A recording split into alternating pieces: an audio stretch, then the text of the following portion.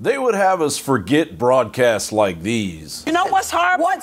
When the president of the United States whips up people to beat the hell out of people. No. Say goodbye. I'm done. Thank you to Judge Janine Pirro, for both liars, cheaters, and liberals. What do you say to the people who dragged a poor white guy out of a car and beat him? Oh my goodness, poor white people. You voted Trump! You voted Trump! Oh, yeah, you voted Trump! Yeah! Oh my goodness, poor white people. The president is a white supremacist. We heard in Charlottesville our president is a terrorist sympathizer, and our president is a clear and present danger to non-white people in America. It's that simple. There's no reason to pretend that that's not what's going on. That's him on video. Anna, those are you're his melting. words. He hasn't already said That was considered a these people from shithole countries. Shithole countries. So the FBI people, I'm going to tell you, are ticked. And they're going to be saying, I guarantee it, you think you can push us off this because you can try to intimidate the director? You better think again, Mr. President. You've been around for 13 months. We've been around since 1908. I know how this game is going to be played. We're going to win. Do you think it's appropriate to continue to take such a strict originalist view of the Constitution, given it's 2018 and not 1776?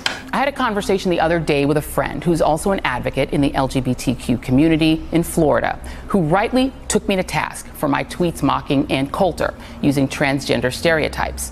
Believing that their adoring public has a short memory, CNN's Jim Acosta and company continue to play the victim. I think what we are increasingly seeing from the president and his aides and his allies is a hate movement against the American press. Some media critics like Jay Rosen have used this term in the past. I think when you look at the behavior around Jim Acosta and some of the other reporters at these rallies, you really do see a hate movement. And what I mean by that is President Trump is not just telling people to ignore the press or not believe the press. He's really telling people to hate journalists. He's telling people that journalists are the enemy, literally the enemy of the people. But White House Press Secretary Sarah Huckabee Sanders has no intention of letting them forget.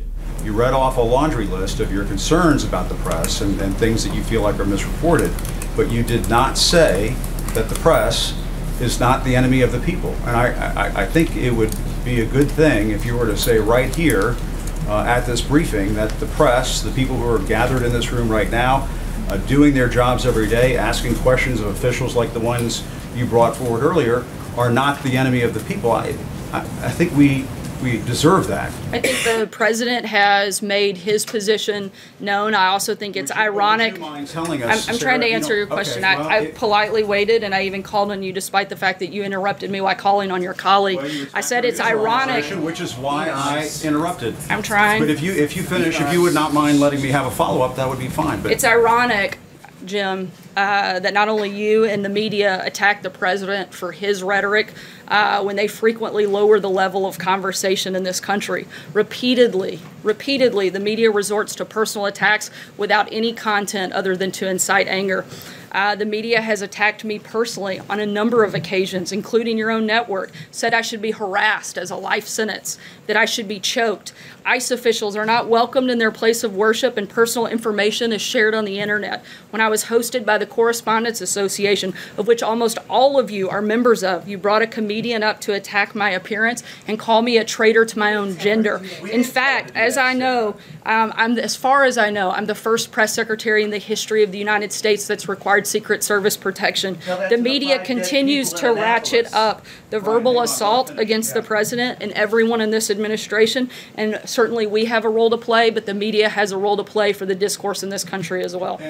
Mainstream media feels it is their job to foment fear and anger.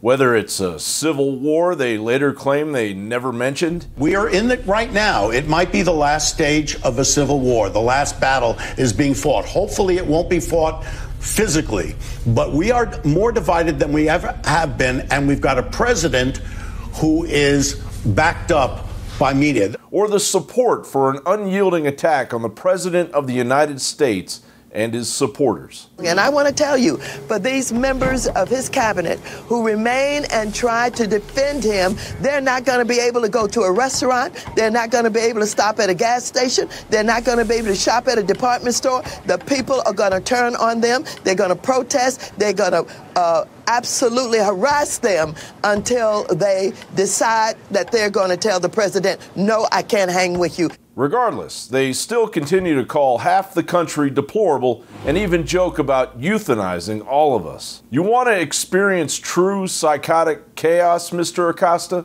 Put on a Trump hat and walk into a rally of liberal Democrats. John Bowne reporting.